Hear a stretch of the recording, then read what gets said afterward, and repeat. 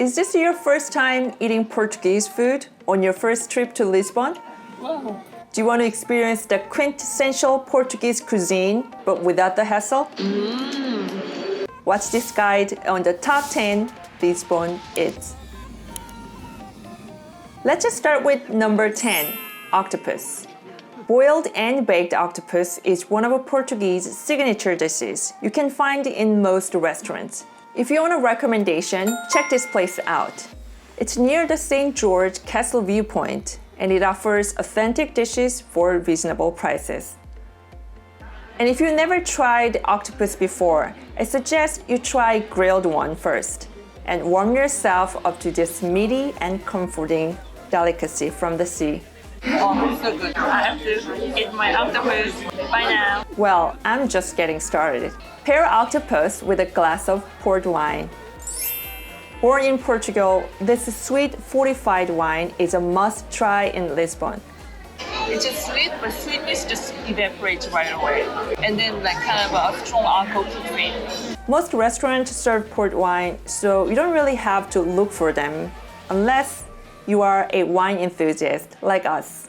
And if you are, here are our recommendations. After seeing the statue of King Jose, head over to this place featuring an impressive variety of Portuguese wine.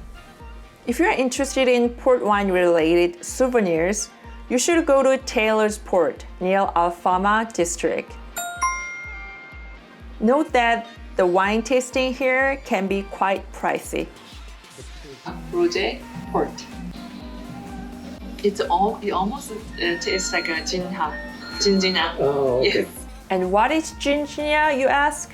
Ginjinha. Simply called Ginza, it's a sour cherry liquor beloved by the Portuguese, even in the morning. What time is it? It's afternoon somewhere. Yes, exactly. Take a shot of ginger instead of espresso in Lisbon. Oh, it's delicious. Wow. And it gets even more delicious when the cup is made of chocolate. If you're near the Time Out Market, you must check out this quirky place.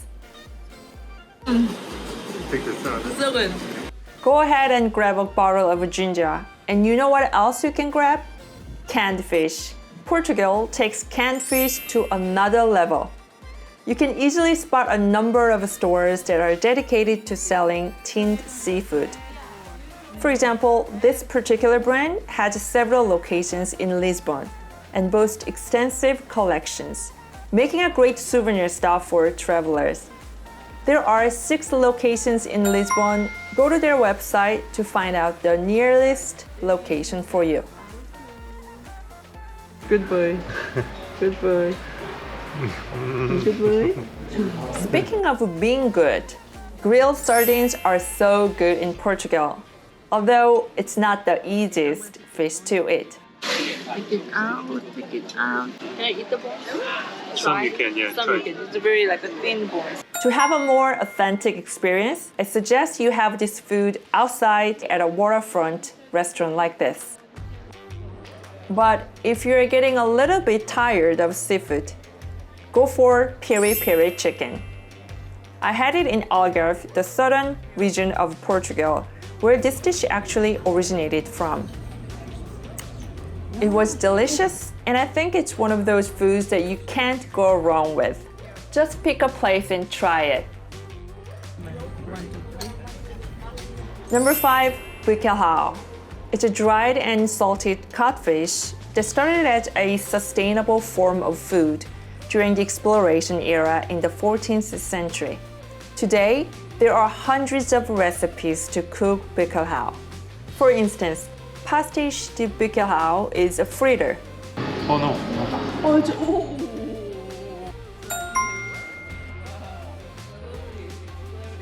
Bacalhau com natas is baked codfish with cream.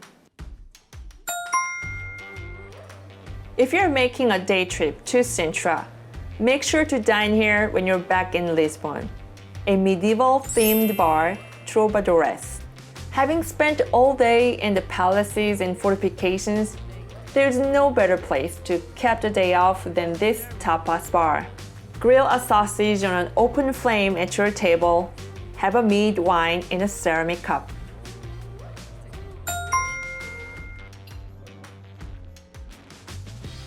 Honey. Some honey. Number 2, time out market. If all the places mentioned so far are focused on traditional and authentic Portuguese food, this market will show you some of the trendiest and popular food that locals love to eat today. So you should definitely check this out. Finally, if there's one food that you cannot miss in Lisbon, that is Pastel de nata. This Portuguese egg custard tart is sold everywhere. But you probably want to know the best place, right? Here are top 2 places that I like to share my personal review of. Pastel de Belém is the original store that has been making this pastry for nearly 2 centuries. On the other hand, Manteigaria is the new face and has opened several locations throughout Lisbon recently. Flaky. Flaky, very flaky.